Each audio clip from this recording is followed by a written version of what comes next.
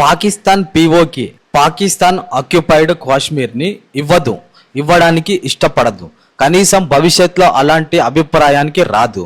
పైగా పీఓకేని తమ అంతర్గత భాగంగా చూపిస్తుంది, అలాగే ప్రకటిస్తుంది.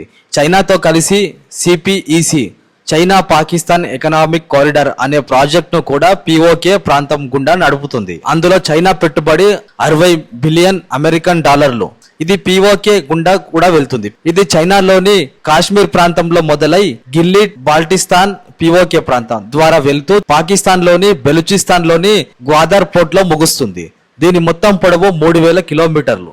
ఈ ప్రాజెక్ట్ లో భాగంగా చైనా హైవేలు, రోడ్లు, బ్రిడ్జిలు, రైలు మార్గాలు, ఎనర్జీ ప్రాజెక్టులు, కోల్, సోలార్, హైడ్రో, న్యూక్లియర్ విద్యుత్, ఇండస్ట్రియల్ పార్కులు, స్పెషల్ ఎకనామిక్ జోన్లు, సెజ్లు, గ్వాదర్ పోర్ట్ డెవలప్మెంట్ ను చేపట్టింది. చైనా ఈ పోర్టును 99 సంవత్సరాల లీజుకు తీసుకుంది. ఇంత ఖర్చు పెట్టినా చైనా ఇప్పుడు పీఓకేని ఇండియా ఆక్రమించినా లేదా పాకిస్తాన్ మనకు లొంగిపోయి ఇచ్చేసినా చూస్తూ ఊరుకోదు. అంతర్జాతీయంగా కూడా పాకిస్తాన్ దీనిపై ఒక దౌత్యపరమైన పోరాటం కొనసాగిస్తుంది. కాబట్టి పాకిస్తాన్ మనకు పీఓకేని స్వచ్ఛందంగా ఇచ్చే అవకాశం దాదాపు శూన్యం. యుద్ధం చేసి పీఓకేని ఇండియాలో కలపడం దాదాపు సమీప కాలంలో అసాధ్యం. పీఓకేలో ప్రాథమిక సదుపాయాలు లేకపోవడం, చైనా దౌర్జన్యాలు లాంటి వాటి వల్ల అక్కడి ప్రజల్లో అసంతృప్తి ఉంది. మన భారత ప్రభుత్వం పీఓకేలో ప్రజల మద్దతు గెలుచుకునే ప్రయత్నం చేయవచ్చు. అలా చేయాలంటే మన దగ్గర ఉన్న కాశ్మీర్ లో ప్రజలు ఆర్థికంగా బాగా డెవలప్ అవ్వాలి. అక్కడ ఉన్న ముస్లింస్ కి పాకిస్తాన్ మీద ప్రేమ తగ్గాలి. ప్రస్తుతం అక్కడ ఉంది మెజారిటీ ముస్లింస్ జనాభానే. ఆర్టికల్ 370 వల్ల కాశ్మీర్ ప్రాంతంలో మన చట్టాలు అమలు కావు. అక్కడ మిగతా భారతదేశ ప్రజలు ఆస్తులు కొనలేరు. అక్కడి అమ్మాయిలు స్థానికుల్ని కాకుండా ఎవరిని పెళ్లి చేసుకున్నా తన స్థానికతను కోల్పోతుంది. ఆస్తులు పొందడం కూడా దాదాపు అసాధ్యం.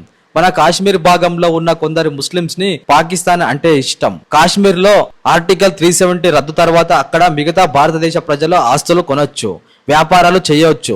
ఇందువల్ల అక్కడ పాకిస్తాన్ ని ప్రేమించే వారి భాగం తగ్గిపోయి ప్రో ఇండియా సెంటిమెంట్ బలపడుతుంది. పక్కన ఉన్న కాశ్మీర్ బాగుంటే అది పాక్ ఆక్రమిత కాశ్మీర్ ప్రజలు సహజంగా ఇండియా వైపు మరింత ఆకర్షితులవుతారు.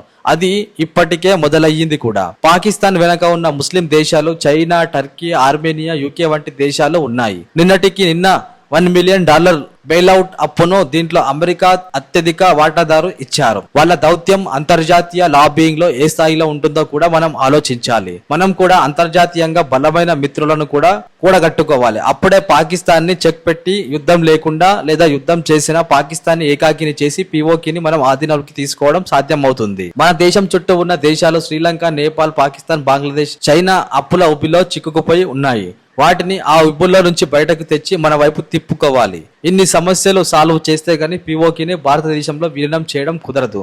అంత సులభమైన పని కాదు.